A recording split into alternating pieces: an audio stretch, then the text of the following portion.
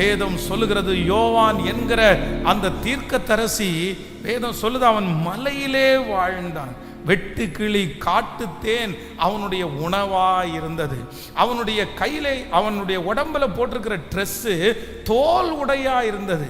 வேதம் சொல்லுகிறது, வனாந்திரத்திலே கூப்பிடுகிறவனுடைய சத்தம். அடிக்கடி சொல்லி இருக்கிறேன், அந்த மனுஷனுடைய ட்ரெஸ்ஸு எல்லாரும் பார்க்குற அளவுக்கு அட்ராக்ஷனாக இல்லை.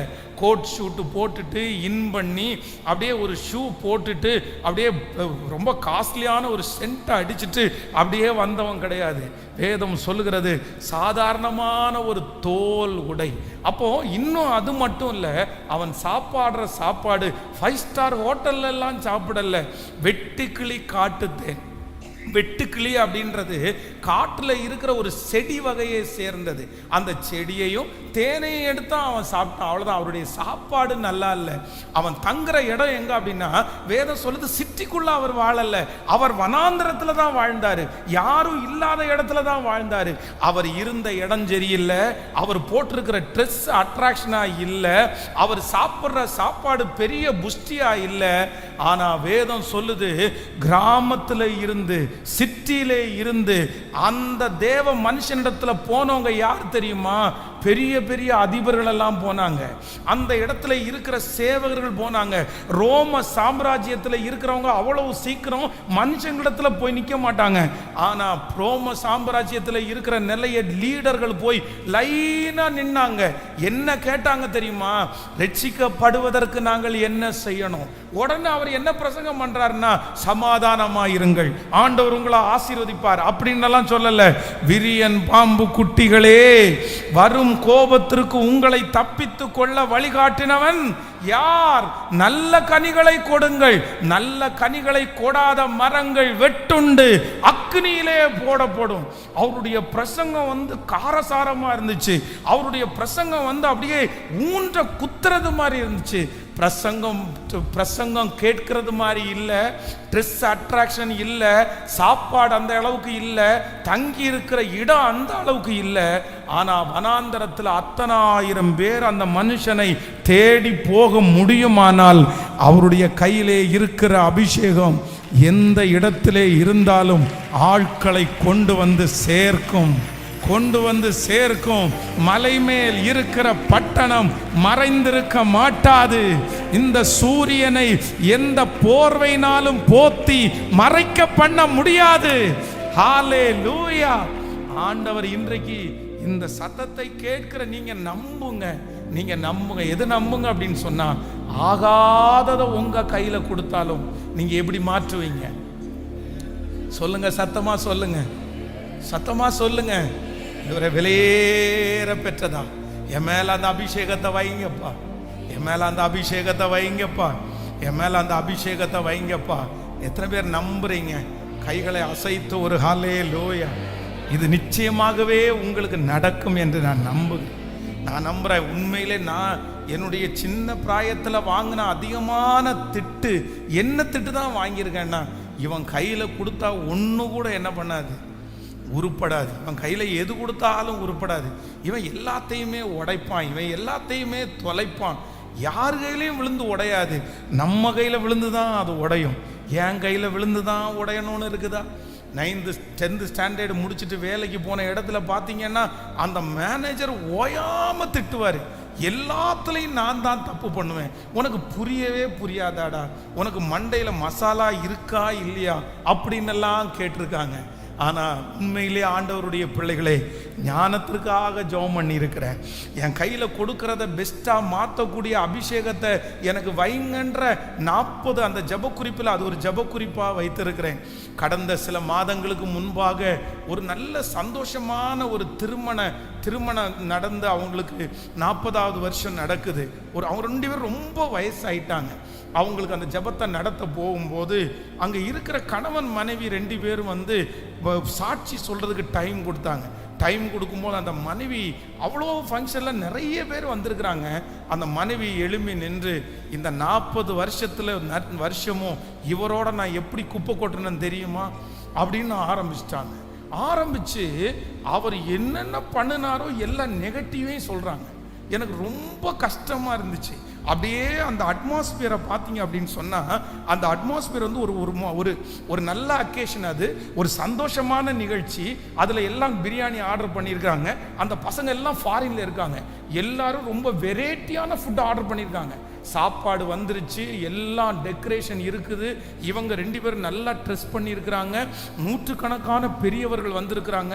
இந்த அம்மா வந்து அந்த ஐயாவை குறித்து சாட்சி சொல்கிறேன்னு சொல்லிட்டு ரொம்ப மட்டமாக பேசிகிட்டு இருக்காங்க. எல்லாரும் அப்படியே கப்பு சுப்புன்னு ஆயிட்டாங்க. அந்த சந்தோஷமான அந்த நிகழ்ச்சி அப்படியே சோகமாய் ஒரு தொய்வு வந்துச்சு. அடுத்து ஒரு 20 மினிட்ஸ் என் கையில் கொடுத்தாங்க. நான் எழும்பி நின்று ஒரு சின்ன சம்பவத்தை சொல்லி அவ்வளோதான், அந்த ஆண்டவருடைய வார்த்தையை பேசி கடைசியில் ஒப்பு கொடுக்க வச்சுட்டு அப்படியே ஜெபம் பண்ணி முடிக்கும்போது ஆண்டவருடைய பெரிய தயவு, எல்லார் முகத்துலையும் ஒரு சிரிப்பு. அப்புறம் அவங்க 2 பேரையும் பார்த்து, 40 வருஷமாயி இப்படி சண்டை போட்டாலும் இவ்வளவு வாக்குவாதம் நடந்தாலும் ஒன்றா கை கோர்த்துல இருக்கிறீங்க, உங்களை மாதிரி எந்த குடும்பம் வரும்னு ஒரு 5 நிமிஷம் பேசினேன்னா 2 பேரும் அங்கேயே கட்டி பிடிச்சிட்டாங்க. அப்போது நான் என்ன ஆண்டவருக்கு நன்றி செலுத்துகிறேன் அப்படின்னா, என் தேவன் பேதைகளை ஞானியாய் மாற்றுகிறார். உங்களுக்கு அப்படி நடக்கும். நீங்கள் கலங்கின இடத்துல போய் நிற்பீங்க, அந்த இடத்துல சமாதானம் வரும். நீங்க துக்கமான ஒரு இடத்துல போய் நிப்பீங்க, அந்த இடத்துல கர்த்தர் உங்க மூலமா ஒரு சந்தோஷத்தை தருவாரு. கேளுங்க, கையை உயர்த்தி, இந்த அபிஷேகம் என் தலை மேல வேணும் ஆண்டவரே. நன்றியப்பா, நன்றியப்பா. ஆகாது என்று தள்ளின கல்லை தலைக்கு மூளை கல்லாய் மாற்றின கர்த்தர். இது ஆமென். 2 சாமுவேல் 23ஆம் அதிகாரத்தினுடைய 8வது வசனத்திலிருந்து 39வது வசனம் வரைக்கும் வாசிச்சு பார்ப்பீங்கன்னா நீங்க எழுதிக்கிங்க. தாவீதிற்கு இருந்த பராக்கிரமசாலிகளின் நாமங்களாவன. கவனிங்க, இது வாசிச்சா அப்படியே ஒவ்வொருத்தருடைய பேரா வந்துட்டே இருக்கும். கிட்டத்தட்ட 37 பராக்கிரமசாலிகள் இருந்திருக்கிறார்கள். எந்த கூட்டத்தில் வந்து முதல்ல தாவீதினிடத்துல வந்து சேர்ந்தவங்க யாரு? கடன்பட்டவர்கள், ஒடுக்கப்பட்டவர்கள், முறுமுறுக்கிறவர்கள், பொல்லாதவர்கள், பேலியாளின் மக்கள். ஆனா இங்க இந்த சாமுவேல் 23ஆம் அதிகாரத்தில் வேதம் சொல்லுது, அவன்கிட்ட இருக்கிறவங்க யார் அப்படின்னு சொன்னா 37 பேர் பராக்கிரமசாலிகள். ஹல்லேலூயா. உங்க கையில் ஆண்டவர் அப்படி கொடுக்கிறாரு, உங்க கையில் அப்படி கொடுக்கிறாரு. நீங்க அற்பமா நினைக்கவே நினைக்காதீங்க, அற்பமா நினைக்கவே நினைக்காதீங்க. உங்க மூலமா தான் ஆண்டவர் அதை தட்டி எழுப்ப போறாரு. உங்க மூலமா தான் அதை பிளஸ்ஸிங்குள்ள ஆண்டவர் கொண்டு போப்பாரு. உங்க மேல அந்த மகிமை இருக்கு சிஸ்டர், பிரதர். உங்க மேல அந்த அபிஷேகம் இருக்கு பிரதர். நீங்க போய் நில்லுங்க, நீங்க போய் நில்லுங்க, ஜெபம் பண்ணிட்டு போய் நில்லுங்க, ஆண்டவருடைய துணையோட போய் நில்லுங்க. வெறும் திராட்சை ரசம் 1 மணி நேரத்துக்கு முன்னாடி, ஆனா ஆண்டவர் சொன்ன அடுத்த நிமிஷத்துல அது வெறும் தண்ணீர். ஆண்டவர் சொன்ன அடுத்த கொஞ்ச நிமிஷத்துல அது திராட்சை ரசமா மாறிடுச்சு இல்ல. வெறும் தண்ணீரை திராட்சை ரசமாய் ஆண்டவரால மாற்ற முடியும்னா, வெறுமையான உங்களை லட்சங்களுக்கு பயன்படுத்துவது என் தேவனுக்கு லேசான காரியம். ஆண்டவருக்கு லேசான காரியம். போத்திபார் யோசேப்பை பார்த்து சொல்லும் போது என்ன சொல்றார் அப்படின்னா, கர்த்தர் அவனோடு கூட இருக்கிறார் என்றும் அவன் செய்கிற எல்லாவற்றையும் கர்த்தர் வாய்க்க பண்ணுகிறார் என்றும் யார் பார்த்தாங்களாமா? அந்த வீட்டினுடைய எஜமானன் கண்டாரம்மா. அவன் கூட கர்த்தர் இருக்கிறாரு, அவன் செய்கிறதெல்லாம் சொல்லுங்க, அவன் செய்கிறதெல்லாம் வாய்க்குது. யோசேப்பை நீங்க எங்க போனாலும் ஒன்று மட்டும்தான் கண்டுபிடிக்க முடியும், ஒன்றுக்கும் ஆகாததை அவங்க கையில் கொடுப்பாங்க. நல்லா கவனிச்சுங்க, சிறைச்சாலைக்குள்ளே இருக்கிற கைதி வந்து என்ன சுத்தமாக நகம் வெட்டிட்டா இருப்பாரு, இல்லை சிறைச்சாலையில் உள்ள கைதி வந்து உட்காருன்னா உட்காரவா செய்வார்? சிறைச்சாலையில் இருக்கிறவங்க எல்லாரும், அதுவும் அந்த நாட்களிலே சிறைச்சாலையில் இருக்கிறவங்க ரொம்ப துணிகரமானவங்க. ஆனால் யார் கையில் பொறுப்பு வந்துச்சு அப்படின்னு சொன்னால், சிறைச்சாலை தலைவனுடைய கண்களை தயவு கிடைச்சு சிறைச்சாலை தலைவன் அதனுடைய மொத்த பொறுப்பையும் யார் கையில் கொடுத்துருக்கிறாரு? யோசேப்பு கையில் நம்பி கொடுக்குறாரு. காரணம் என்ன அப்படின்னா, எவ்வளவு மோசமான ஆளை இவன் கையில் கொடுத்தாலும் 5 நிமிஷத்துக்குள்ள இவன் என்ன பண்ணிடுவான்னா, இவன் ரெடி பண்ணிடுவான் அப்பா. ஏன்னா இவன் தலை மேல ஒரு அபிஷேகம் இருக்குது. எப்பேற்பட்ட மனுஷனையும் இவன் என்ன பண்ணுவான் அப்படின்னா சரி பண்ணிடுவான். சிஸ்டர், ரொம்ப கவனமா இருங்க சிஸ்டர். நீங்க ஜெபம் பண்ணுங்க. ஒரு குடும்பத்தை கட்டுறதுக்கும் உங்களால முடியும், ஒரு குடும்பத்தை உடைக்கிறதுக்கும் உங்களால முடியும். ஒரு கணவனார ஒரு நல்ல வழியில கொண்டு வந்து அவரை ஒரு வெற்றியாளராக நிறுத்துறதுக்கும் உங்களுக்கு முடியும். அதே நேரத்தில் உங்க கணவனார ஒன்றுக்கும் ஆகாதவனா மாத்துறதுக்கும் உங்களால முடியும். பிரதர், நீங்களும் கவனமா இருங்க. உங்களுடைய மனைவிய ஒண்ணுமே இல்லாம அவங்கள்ட்ட இருக்கிற அபிஷேகத்தை கூட புடுங்கிட்டு அவங்கள ஒன்றும் இல்லாம உட்கார வைக்கிறதுக்கும் உங்களுக்கு முடியும். ஆனா ஒன்றும் இல்லாத அந்த பிள்ளைய தட்டி கொடுத்து பலப்படுத்தவும் உங்களால முடியும். உங்கள்கிட்ட இருக்கிற அபிஷேகம் கேளுங்க. இந்த பிரசங்கத்தை பண்ண நீங்க கேளுங்க. நான் சொல்றேன், நீங்கள் ஜெபிப்பீர்களே ஆனால் ஆண்டவர் நிச்சயமாய் உங்களுக்கு செய்யறதுக்கு வல்லவராக இருக்கிறார். நான் நம்புறேன். என் தலை மேல அந்த அபிஷேகம் வேணும்னு இந்த பிரசங்கத்தை ஆண்டவர் எனக்கு கொடுக்கும் போது எனக்கு வச்சிருக்கிறாருன்னு நான் நினைக்கல. ஆனா என்ன கேட்டேன் அப்படின்னா, இன்னும் தாங்க ஆண்டவரே, ஆகாதுன்றதை தாங்க ஆண்டவரே, குடிகாரர்களை தாங்க ஆண்டவரே, சமுதாயத்தில் ஒதுக்கப்பட்டவங்களை தாங்க ஆண்டவரே, கையில் பணமே நிற்கலன்னு சொல்றவங்களை தாங்க ஆண்டவரே. ஆனா அவங்க வரணும், சர்ச்சில் வந்து உட்காரணும், வெறும் 3 years அட்டன் பண்ணணும். 3 வருஷத்துல அவங்கள நம்பி கர்த்தர் பெரிய பொறுப்புகளை கொடுத்தாருன்னு சொல்லணும். அவங்க பிசினஸ் ஆரம்பிச்சாங்கன்னு சொல்லணும். கர்த்தர் என் கூட பேசினார். இந்த திருச்சபைக்குள்ள நான் காலடி எடுத்து வைக்கும்போது ஒன்றும் இல்லாம வந்தேன், எப்படி பிழைப்பேன்னு வந்தேன். ஆனா இன்னைக்கு 10 பேருக்கு பிழைப்ப கொடுக்கிற அளவிற்கு ஆண்டவர் என்ன மாத்தி இருக்கிறாருன்னா, இந்த திருச்சபை, இந்த ஊழியக்காரன் காரணம்னு என்ன பார்த்து சொல்ற அளவிற்கு என் தலை மேல அந்த அபிஷேகத்தை வைக்கணும் ஆண்டவரேன்னு ஜெபம் பண்ணி இருக்கிறேன். உங்களை நம்பி ஆட்கள் தான் வரணும். ஆட்கள் வர்றதுதான் பெரிய விஷயம். உங்களை நம்பி ஆண்டவர் ஆட்களை கொடுக்கிறாரா, உங்களை நம்பி பொறுப்பு ஆண்டவர் கொடுக்கிறாரா, அதுதான் பெரிய விஷயம். ஆனா உங்க கையில கொடுக்கப்படுகிற பொறுப்பு சின்னது பெரியது அந்த மாதிரி யோசிக்க வேண்டாம். உங்க மேல இருக்கிற அபிஷேகம் அது எப்பேற்பட்டதா இருந்தாலும் உங்க கைக்குள்ள வந்துச்சுன்னா அது பெஸ்டா தான் மாறும். அது பெஸ்டா தான் மாறணும். ஒரு ஜெபம் பண்ணலாமா? உங்களுக்காக நான் ஜெபம் பண்ண விரும்புறேன். இதுக்கு முன்னாடி நீங்க கை வச்சதெல்லாம் தோல்வியா இருக்கலாம். இதுக்கு முன்னாடி உங்களுக்கு ஹேண்டில் பண்ண தெரியாம இருக்கலாம். எனக்கு இந்த மாதிரி கொடுத்துருந்தா நான் நல்லா வச்சிருப்பேன், ஆனா எனக்கு இப்படி தந்துட்டாங்க, அதனால எனக்கு இன்ட்ரெஸ்டே இல்லை, அதனால விட்டுட்டேன் அப்படின்னு நீங்க நினைக்கலாம். கிடையாது. நான் சொல்றேன், இருக்கிறத வச்சு பெஸ்டா உங்களுக்கு பண்ணக்கூடிய கிருபையை ஆண்டவர் தருவார். ஜெபம் பண்ணலாமா? எத்தனை பேர் ஜெபம் பண்ண போறீங்க? பிள்ளைகள் ஸ்பெஷலாக ஜெபம் பண்ணுங்க. என் கையில் என்ன கொடுத்தாலும் நான் அதை பெஸ்ட்டாக மாற்றணும் ஆண்டவரே. ஹல்லேலூயா. அப்படியே கைகளை உயர்த்தி ஜெபம் பண்ண ஆரம்பி. ஸ்பெஷலாக வாலிப தம்பி ஜெபம் பண்ண ஆரம்பி. உனக்கு அந்த அபிஷேகத்தை ஆண்டவர் தரணும். உன்னை வலதுபுறத்திலும் இடதுபுறத்திலும் ஆண்டவர் இடம் கொண்டு பெருக பண்ண போகிறார். இந்த சத்தத்தை எங்க கேட்டுட்டு இருந்தாலும் ஆண்டவருடைய மகிமை உங்க பிள்ளை மேல. பாஸ்டர், எதை கையில கொடுத்தாலும் வீணடிக்கிறான் பாஸ்டர். என் கணவனார் எது கையில கொடுத்தாலும் வீணடிக்கிறாரு. என் மனைவி கையில ஒண்ணு கூட கொடுக்க முடியல. அவன் கேரக்டர் எப்ப மாறும்னே தெரியல. நான் ஒரு பக்கத்துல குருவி மாதிரி சேர்க்கிறேன், ஆனா ஒரு பக்கத்துல இவங்க அழிச்சுட்டே இருக்காங்க. இப்படி இருந்தா நான் எப்படி பாஸ்டர் வாழ்றது? இப்படி இருந்தா எப்படி பாஸ்டர் நான் நடக்கிறது? ஆனா இப்போ அந்த பர்சனுக்காக ஜெபம் பண்ணுங்க, அந்த நபருக்காக ஜெபம் பண்ணுங்க. ஆண்டவரே அப்பா, ஒரு அபிஷேகத்தை கர்த்தர் ஊற்றுவீராக சொல்லுங்க. சத்தத்தை உயர்த்தி, என் பிள்ளை எங்க கை வச்சாலும் அந்த இடத்துல ஆசீர்வாதம் வரணும். என்னுடைய கணவனார் எந்த இது தொட்டாலும் அந்த இடத்தை பிளஸ் பண்ணி தரணும். இந்த மாசத்திலேயே நீங்க அதை பார்ப்பீங்க.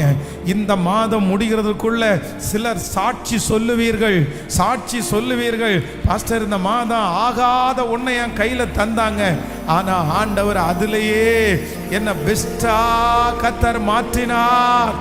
ஹல்லேலூயா. என்னுடைய ஆண்டவருடைய அபிஷேகம் அப்படிப்பட்டதுதான். ஓ, மீன் பிடிக்கிறவர்களை கொண்டு மனிதர்களை பிடிக்கிறவர்களாய் மாற்றின கர்த்தர். பிரதர், சோர்ந்து போகாதீங்க. யாரோ ஒருத்தர் மனசு விட்டு வந்திருக்கிறீங்க. பாஸ்டர், எனக்கு மனசு விட்டுருச்சு. எவ்வளவு முயற்சி எடுத்தேன், ஆனா கதைக்கே ஆக மாட்டாங்க. அதனால நான் விட்டுறலான்னு முடிவு பண்ணிட்டேன். எக்கேடும் கெட்டு போட்டோன்னெல்லாம் நினைச்சேன். ஆனா ஆண்டவர் சொல்றாரு, இல்ல மகனே, இல்ல மகளே, உன் கூட இருக்கிற அபிஷேகத்தை இன்னைக்கு கண்டுபிடிக்காட்டாலும் ஒரு நாள் உங்களுக்கு கொடுத்திருக்கிற அபிஷேகத்தை கண்டுபிடிப்பாங்க. அவங்க சொல்லுவாங்க, நான் உருவாக்கப்பட்டது இந்த மனுஷனால, நான் உருவாக்கப்பட்டது இந்த மனுஷியால, நான் இவ்வளவு தூரம் இருக்கிறேன்னா இவர் தான் காரணம்னு உங்களை குறித்து சாட்சி சொல்லுவார்கள். ஹalleluya, thank you Jesus, ஆமென் சொல்லுங்க. இந்த ஜெபத்துல முக்கியமா ஒரு ஜெப குறிப்பை எழுதி வைங்க. ஒரு 1 மினிட் ஜெபம் பண்ணுங்க. உங்க தலை மேல நீங்க கையை வச்சு 21 நாட்களும் என்ன ஜெபிக்கணும்னா, என் கையில எப்பேற்பட்டதை கொடுத்தாலும் நான் என்னவா மாத்தணும் அப்படின்னா, உங்க கையில கொடுத்துருக்கிற வாழ்க்கை தப்பான வாழ்க்கையா இருக்கலாம். உங்க அம்மா உங்களுக்கு பிரசன்ட் பண்ண, உங்க அப்பா பிரசன்ட் பண்ண வாழ்க்கை தப்பான வாழ்க்கையா இருக்கலாம், கடனான வாழ்க்கையா இருக்கலாம், அப்படியே ஏழையான வாழ்க்கையா இருக்கலாம். ஆனா உங்க கையில கர்த்தர் அந்த வாழ்க்கையை கொடுத்துட்டார்ல, நீங்க பெஸ்டா மாத்தணும். நம்பர் 2, 2வது வாசிக்கலாம். இந்த 1 சாமுவேல் 30ஆம் அதிகாரத்தினுடைய 8வது வசனத்தை வாசிக்கலாமா? 30ஆம் அதிகாரம் 8வது வசனத்தை வாசிக்கலாம். தாவீது கர்த்தரை நோக்கி, நான் அந்த தண்டை பின்தொடர வேண்டுமா, அதை பிடிப்பேனா என்று கேட்டான். அதற்கு அவர், அதை பின்தொடர், அதை நீ பிடித்து சகலத்தையும் திருப்பி கொள்ளுவாய். கர்த்தருடைய பிள்ளைகளே, இங்க தாவீது இருக்கிற சூழ்நிலையை நீங்க பார்க்கணும். அப்படின்னா ஒரு பெரிய நெருக்கமான சூழ்நிலை. ஏற்கனவே இங்கே இவன் கூட இருக்கிற ஆட்கள் யாருமே ஒரு குவாலிட்டி உள்ள ஆட்கள் கிடையாது. ஒரு பிராட் மைண்டாக யோசிச்சு, ஒரு நல்லதாக யோசிச்சு, ஒரு பாசிட்டிவாக யோசிச்சு, சரி நம்மளை மாதிரி தான் அவரும் கஷ்டப்படுறாரு அப்படின்னு யோசிக்கிற ஆட்கள் கிடையாது.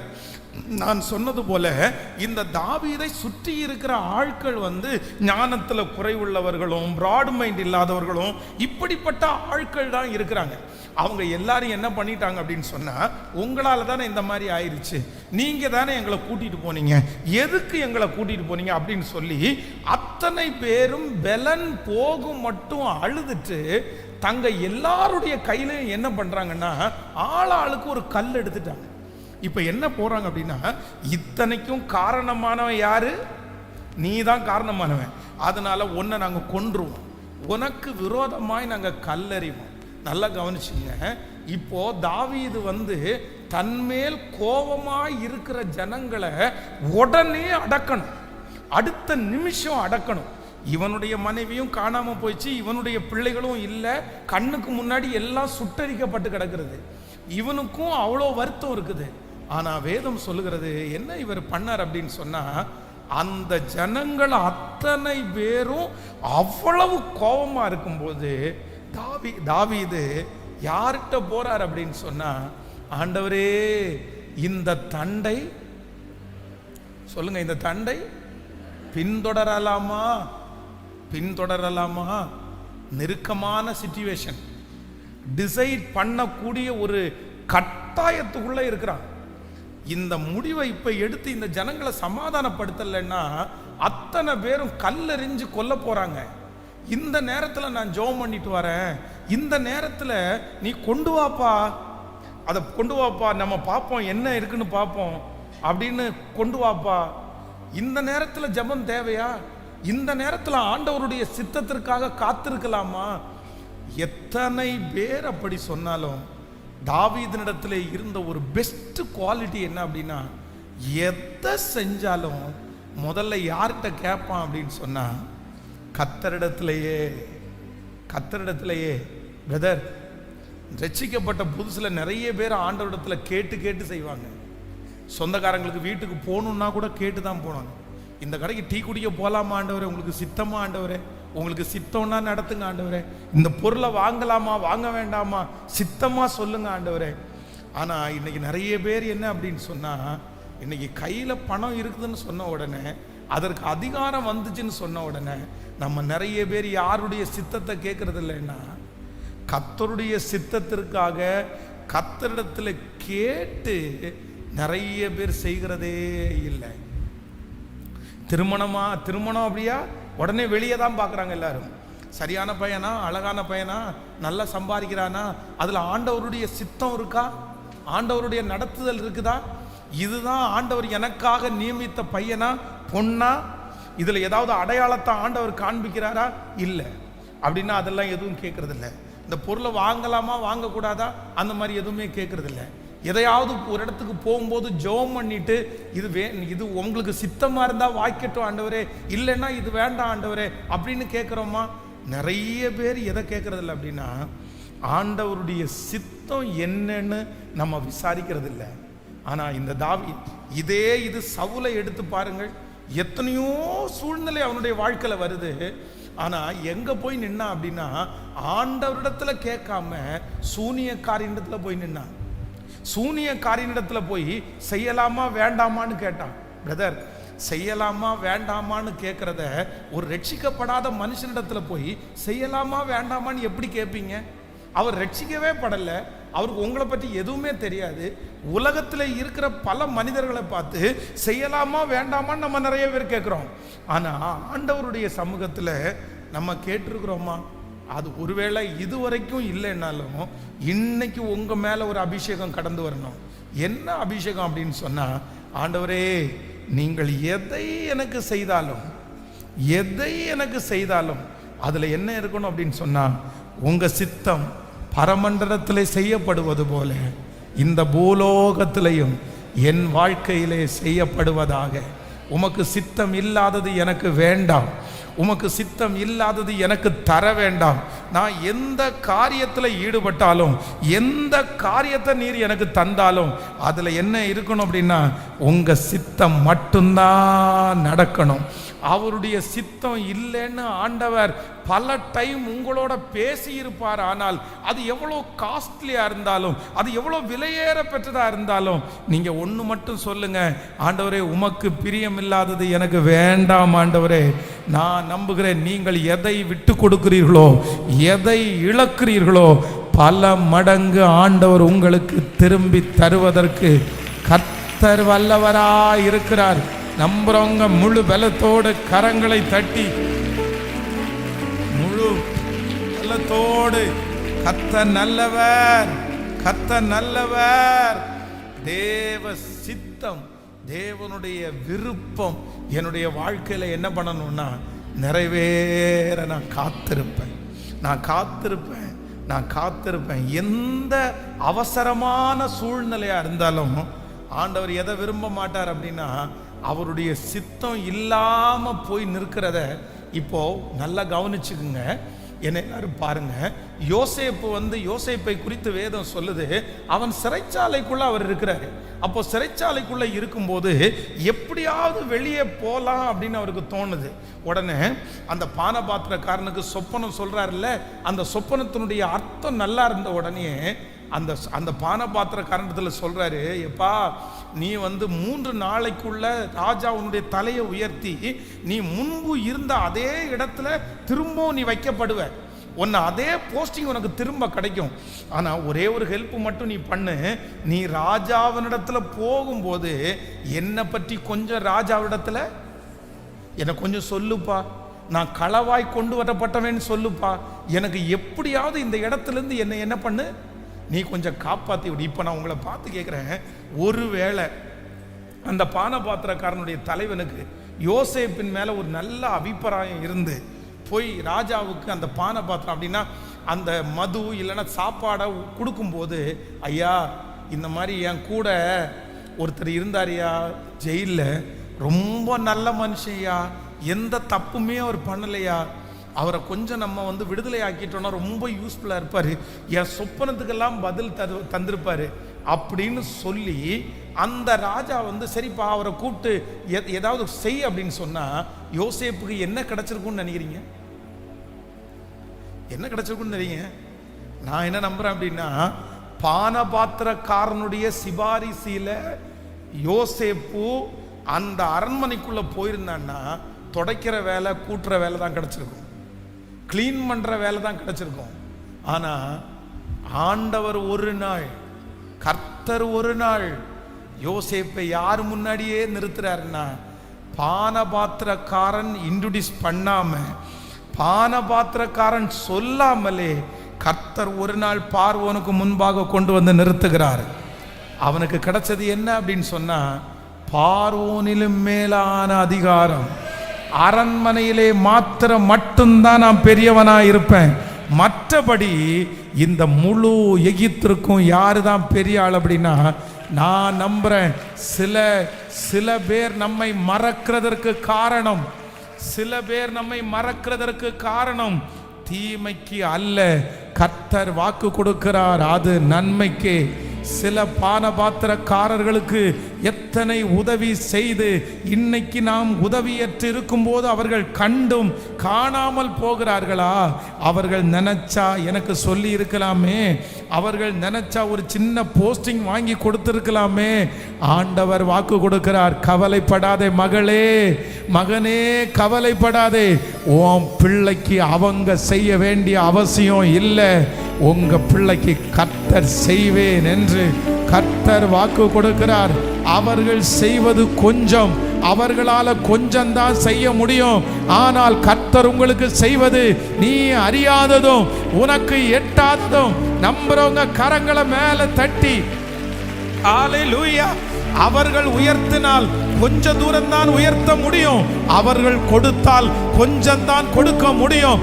ஆனால் என் தேவன் உங்களுக்கு கொடுப்பாரே, ஆனால் அமுக்கி குலுக்கி சரிந்து விழும்படியாய் மிச்சம் எடுக்கிற அளவிற்கு நம்புறவங்க கையை நல்லா தட்டி ஆமென் ஆமென் முழு பலத்தோடு ரம் தமானே கரபௌ லத்தரபா.